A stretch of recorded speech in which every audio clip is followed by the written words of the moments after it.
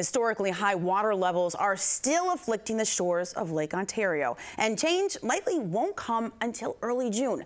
That's when lake levels are expected to crest. The flooding has affected hundreds of properties since March. Veronica Volk is a Great Lakes reporter and producer for WXXI News. She has been tracking this story for the past 2 months, and she joins us now to explain what's going on and what's to come. Welcome back to the show. Thanks, Len. So, Veronica, why is the question everybody is asking? Why are the water levels so high? Well, I think it actually just goes back to this past spring. We had a historically wet spring and a lot of rainfall. So you spent the past 2 months reporting on this. I heard one of the interviews that you did. You talked to a resident in Port Bay, and she said, bring some attention to this because we really need help and we really need it fast. What else are residents saying? What are they experiencing?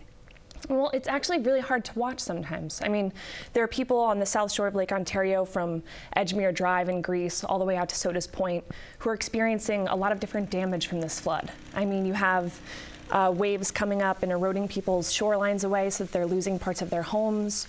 You have water coming up into people's crawl spaces and damaging their houses that way. So, you know, they really feel like they've been forgotten in a lot of ways in this story. It's interesting. So I want to talk to you about this because we've got, and you mentioned this, we've got the flooding in Greece, Sodas Point along the South Shore. And then you were in Montreal reporting as well in late April. There's flooding there as well. Connect the relationship between the flooding taking place. Sure, this is really important. I think it's something that a lot of people don't understand, which is Lake Ontario is regulated, and it's regulated through a dam on the upper St. Lawrence River. And that dam separates Lake Ontario from the lower St. Lawrence, where you have places like Montreal and Quebec in Canada. And the more water that we let out of Lake Ontario, the more water they have in their water systems. So what we experienced this past spring is people trying to keep a balance between the flooding in Lake Ontario and the flooding down in Montreal. And what I saw down there was pretty intense as well, pretty extreme flooding in Montreal. So explain that. Talk about what you did see there. So Montreal is interesting because it's an island and it's surrounded by 2 different water systems. On one side is the St. Lawrence River and on the other side is the Ottawa River, and both of those systems were flooded. You know, because of this wet spring that I was talking about before, they were experiencing a lot of rushing water and a lot of just being overwhelmed by that water. So in some places you had water 2 feet up high in the streets and just people, you know, being evacuated from their homes, hundreds of people in Montreal. So you mentioned, you said we've had such a wet spring. There's, what I learned from your reporting is that there has been a lot of finger pointing in relation to why this is happening. You mentioned the wet spring. The Army Corps of Engineers also blames heavy snow and rain. Meanwhile, others directly affected by the flooding, including some politicians like Congressman Chris Collins, they're blaming the International Joint Commission, which altered the way water levels on Lake Ontario are regulated. What has changed and why are people pointing the blame at them? Well, first of all, I think people are pointing the finger because they're upset and they're scared. And you know, there has been this change going on and they want somebody to blame.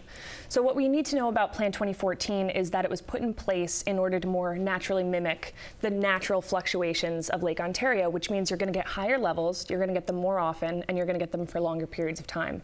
And I think people heard that and they said this is exactly what they said would happen, this flooding. But what they don't understand is that you know, the regulations are fluctuating maybe an inch or 2, and that this, you know, this flooding that we're seeing right now is really, it's really unique, and it's really because of a collection of circumstances and not this plan. And you say it's unique. How likely is it that we will see something like this again in 2019, 2020?